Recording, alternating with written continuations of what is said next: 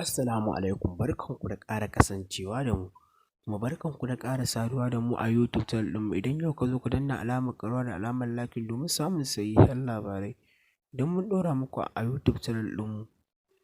Kada ku manta, ku sani cewa wannan babbar jaruma ce kuma sabuwa ta cikin masana'antar Kannywood wacce ta fara sabon series wanda wasu a series suka santa, amma kuma mai ta daɗe a cikin masana'antar Kannywood.